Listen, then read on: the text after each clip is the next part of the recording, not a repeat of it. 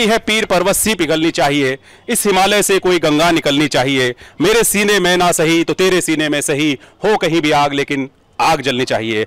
महाकवि दुष्यंत की ये पंक्तियां उस समय सार्थक हो जाती हैं जब हम बात करते हैं लोकतंत्र के महापर्व की, जहां वाकई में बदलाव की बयार के प्रति सबकी उम्मीदें हैं, नई सरकार के प्रति सबकी उम्मीदें हैं। तमाम वो मुद्दे जिन्हें लेकर चुनाव मैदान में हमारे प्रत्याशी उतरे हैं, सहारनपुर लोकसभा के प्रत्याशी उतरे हैं, उन सबकी अपनी एक राय है, अपनी एक सोच है, अपना एक विजन है। लेकिन एक विजन उस आम आदमी का भी है जो अलग अलग फील्ड्स को रिप्रेजेंट करता है, अलग अलग फील्ड्स की नुमाइंदगी करता है। और ऐसा ही एक अहम फील्ड जिसके बीच आज हम पहुंचे हैं इस आयकर भवन में, वो है टैक्स एडवोकेट्स का।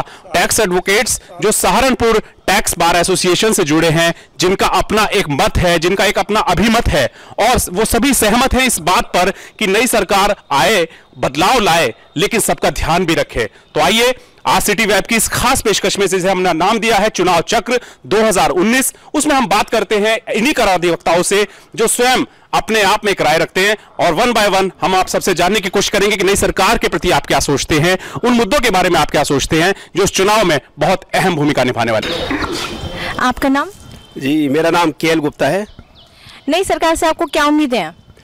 नई सरकार से हमने बहुत सारी उम्मीदें जगा रखी है। जैसे सबसे पहले तो जिस तरह से पिछली सरकार ने भ्रष्टाचार पर अंकुश जमाया है, उम्मीद करता हूँ कि भ्रष्टाचार पर और अच्छी तरह अंकुश जमाया जाए ताकि देश उन्नति की राह में आगे की ओर अग्रसर हो।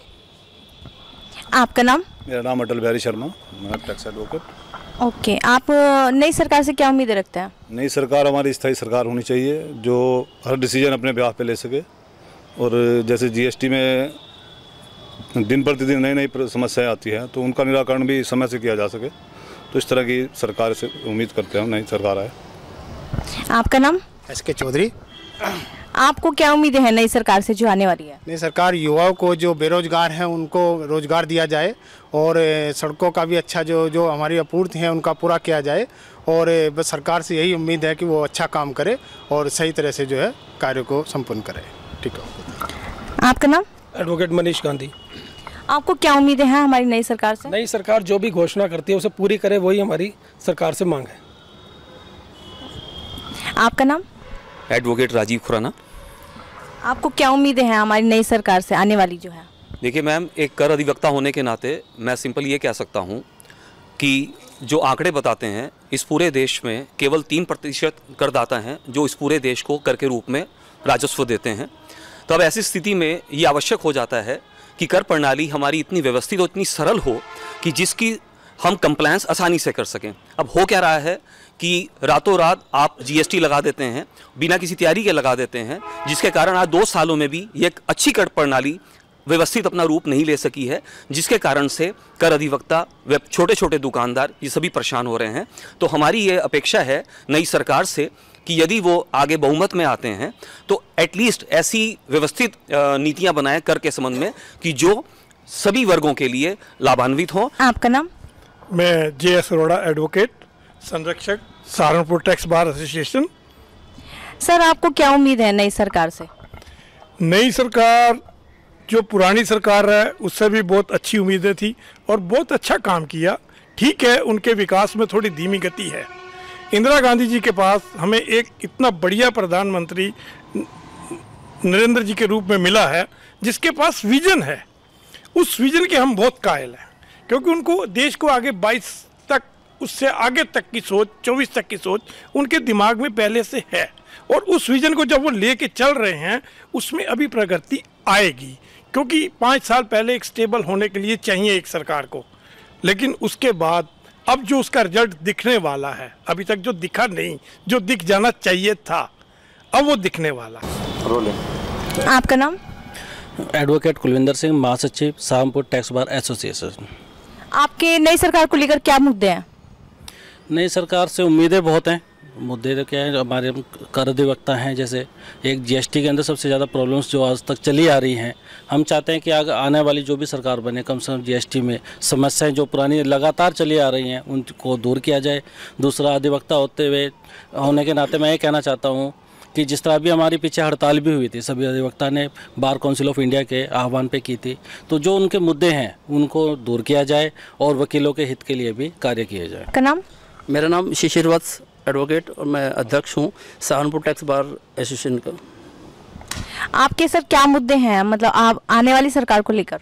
देखिए, आने वाली सरकार से उम्मीद है, सभी युवा वर्ग को भी उम्मीद है और हम सभी जो जनता है देश की उनको भी उम्मीद है कि देश में बेरोजगारी हटे और क्या नाम ये देश हमारा फल फूले।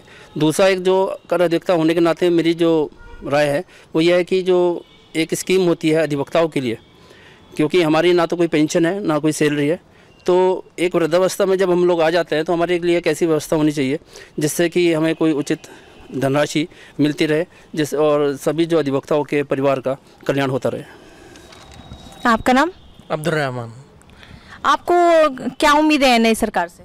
नई सरकार डेवलपमेंट करे, जो अब तक कर लिया इस सरकार ने उससे बेहतर करे, और जो टैक्स एडवोकेट्स हैं उनके हित के लिए भी काम करे। आपका नाम? Shravan Kumar advocate, Saharanpur tax bar association का सदस्य हूँ। सर, आप नई सरकार को लेकर आपको क्या, मतलब क्या मुद्दे उठाएंगे नई सरकार को लेकर आप? नई सरकार से काफ़ी अपेक्षाएं हैं, काफ़ी सारे मुद्दे हैं, उनमें से चुनिंदा मुद्दे हैं।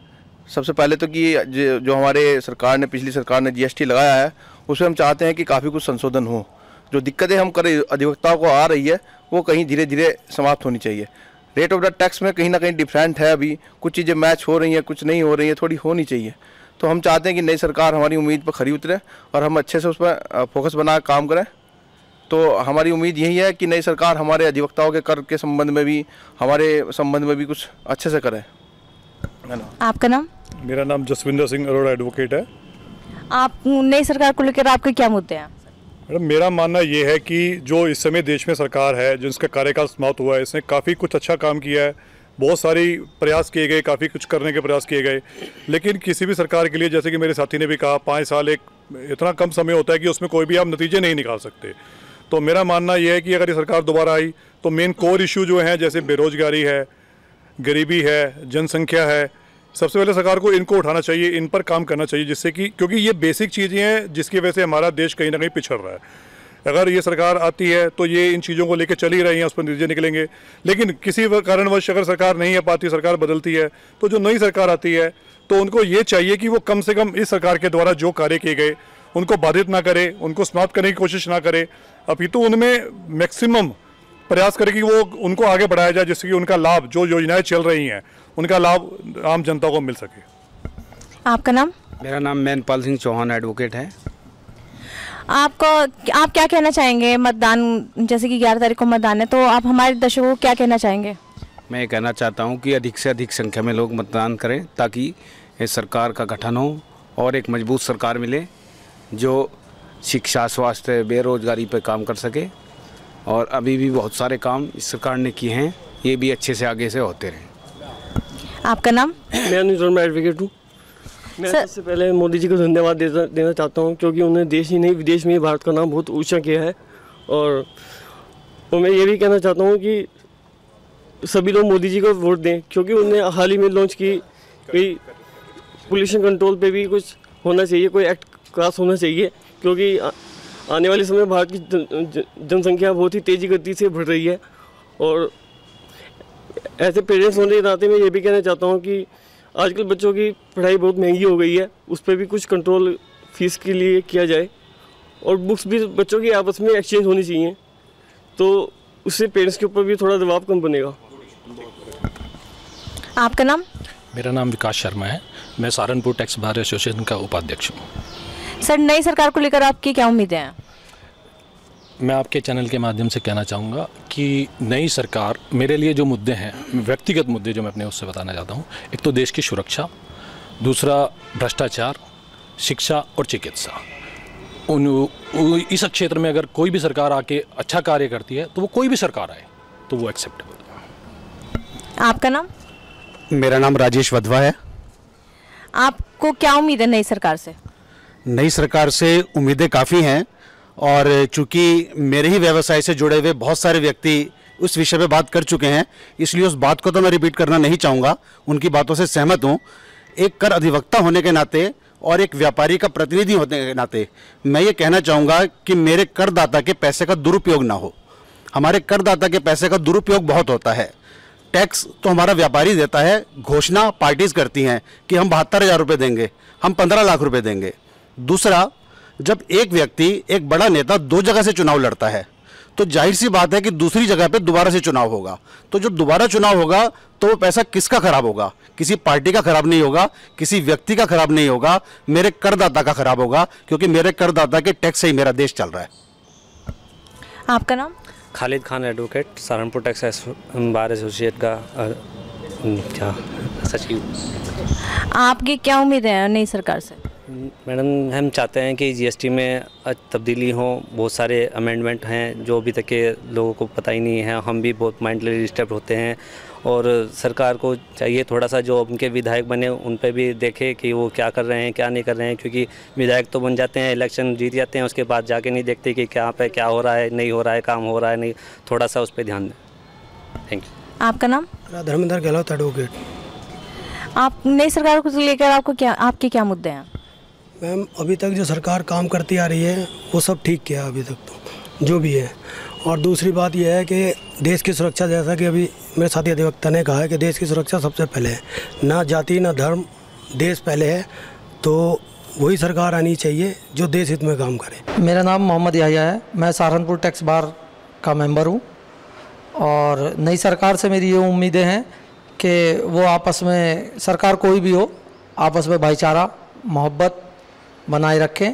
और आने वाली सरकार से भी मेरी यही उम्मीद है कि आपस में प्यार मोहब्बत बनाए रखें। हम भारत के नागरिक लोकतंत्र में अपनी पूर्ण आस्था रखते हुए यह शपथ लेते हैं कि हम अपने देश की लोकतांत्रिक परंपराओं को बनाए रखेंगे तथा स्वतंत्र, निष्पक्ष एवं शांतिपूर्ण निर्वाचन की गरिमा को बनाए रखेंगे व निर्भीक होकर धर्म, जाति, वर्ग, समुदाय, भाषा व किसी भी प्रलोभन से प्रभावित हुए बिना सभी निर्वाचनों में अपने मताधिकार का प्रयोग करेंगे।